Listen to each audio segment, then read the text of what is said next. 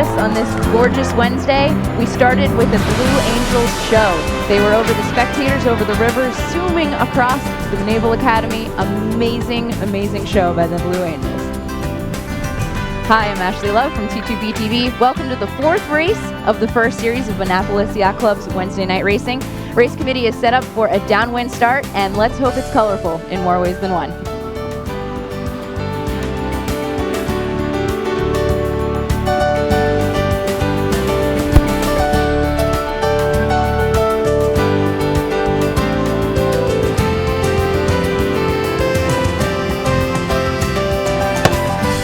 There was the gun for Perf Zero and the far 30s. Walt, Fury, and Themis down at the pin, winning it all in that blue boat. Steve McMahon's Seikadu is sitting in third in Perf Zero, and it doesn't look too breezy enough for them to break the wolves on their kite right now. There it goes. The skipper heated up for him. Kite full.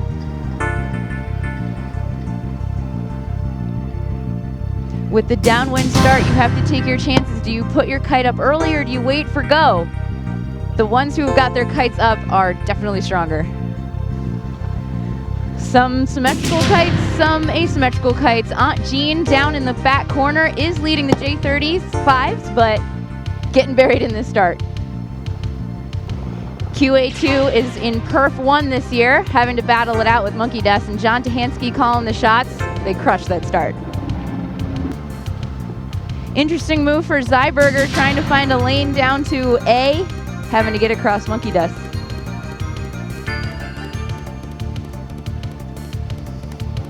When do you pull the trigger? We only have 10 seconds left. Crash is going up, Bat 4 shortly behind. There's the gun.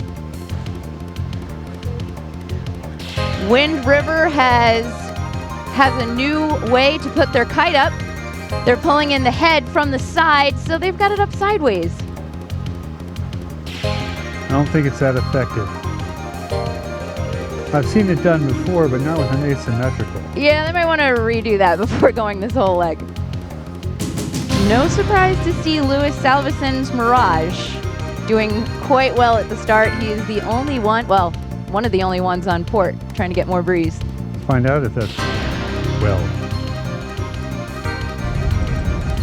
The J70s and the J80s are finding some pressure coming out of the river. Brotherly, right here at the pin, is leading their class. Most of the J80s have opted to stay on starboard for a little bit, including some Respect. We've caught up all the way out to the bay to G. The far 30s are going around, and gotcha, Alan Finkelstein is in the lead.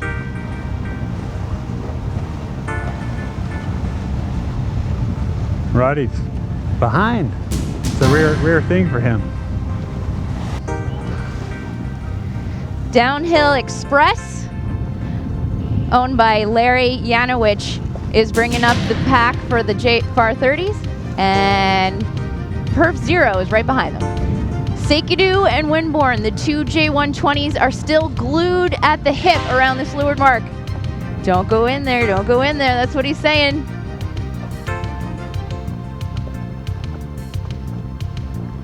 William White Zyberger, that move where they jive to get a clear lane, seemed to work because they are in the lead enough to do a really early Mexican on that one. Yeah, but they should get that thing packed. They're going around it the wrong way, aren't they? Did I say that? They just rounded it to starboard. The other guys didn't go that way.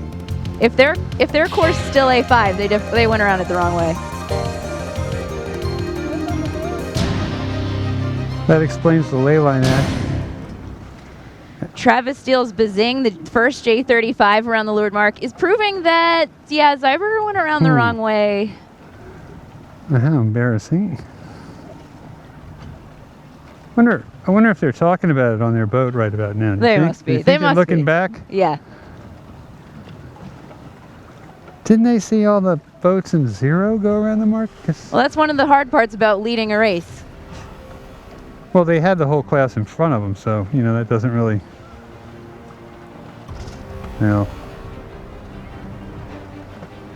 Actually, have you ever made that mistake before? I'm going to go ahead and say no. Really? Yeah, You obviously haven't sailed enough because Maybe not. I've just done a lot of I've made that one. racing. I made that one with Tucker and Dobbs Davis.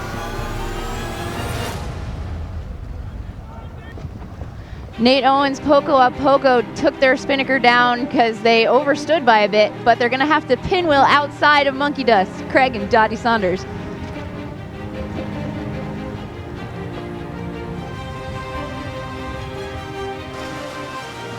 Andy Cherner's Crash is the first 105 to get down here. Hopefully that crew can get that kite all the way in, Get it, get it, get it.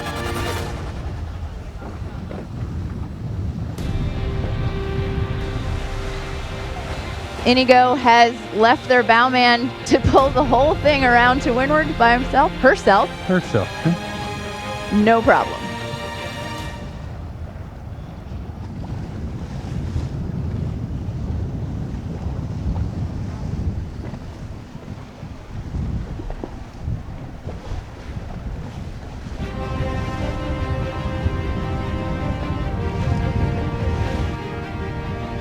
Well, Mirage going off to port at the start didn't work out so well. They are deep in the 105 class right now. Not a payday.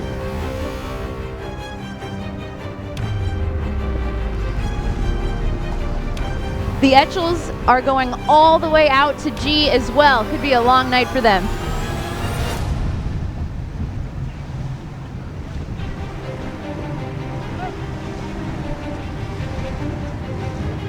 Chip Devine and Ragdoll leading the J30s. He's sitting 6th overall, but if he can hold this out, he could improve his score greatly.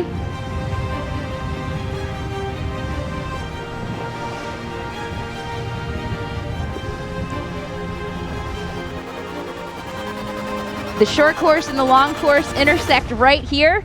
This is Elvis, Tony, and Celia Moyniaz Pearson Flyer. This crew has been sailing together for about a decade, and they all met at Clyde's restaurant out in Galesville.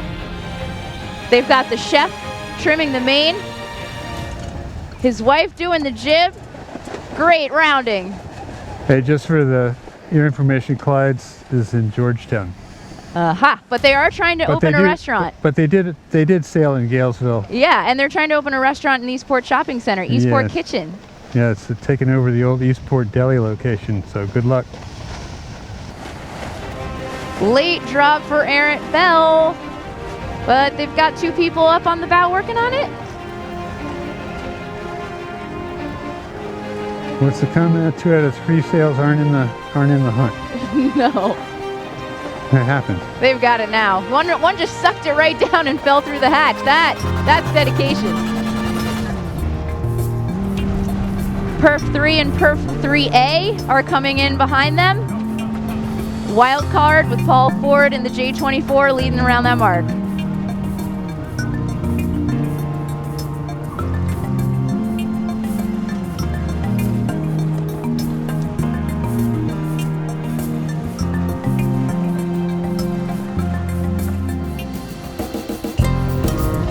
The Alberg 30s are the last ones out here, and another switch up in the fleet. Currently sitting in 5th, second to none, Harry Gambler leading the fleet.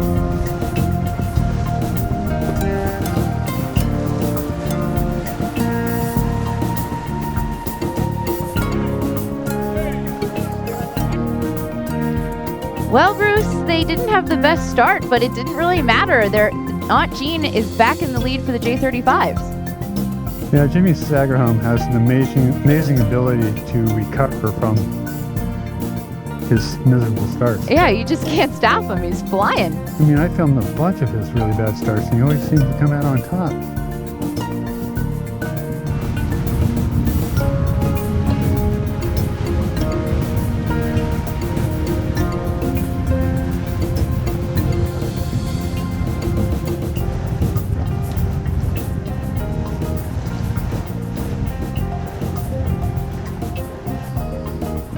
Aunt Jean is ahead, but Peter Scheidt's Maggie definitely reeling them in. A little tacking duel going on here. They only have a couple feet to the top mark. Well, actually, the Maggie Aunt Jean competition has been going on Wednesday nights for as long as I can remember, really. Looks like nothing has changed. Maggie came out of that Simo-tack with a lot more speed. It's neck and neck and neck and neck.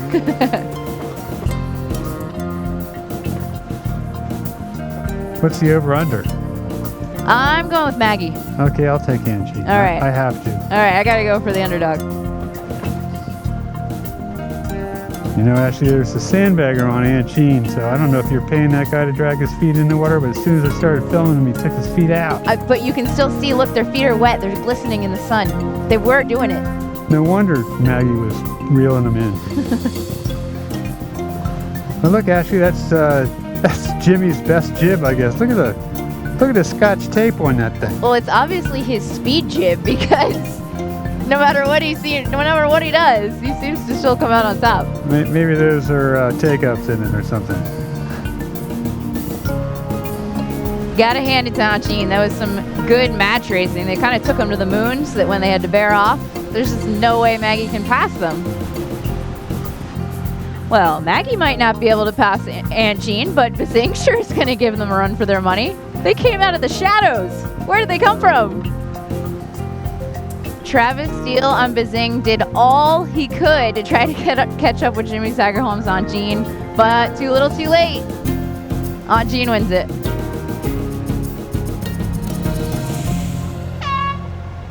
That's always the best way to end a Wednesday night show, with a close battle in a one design fleet. Thank you for joining me from behind the camera, Bruce Nairn, and thank you for joining me, Ashley Love, for T2P TV. We'll see you next week.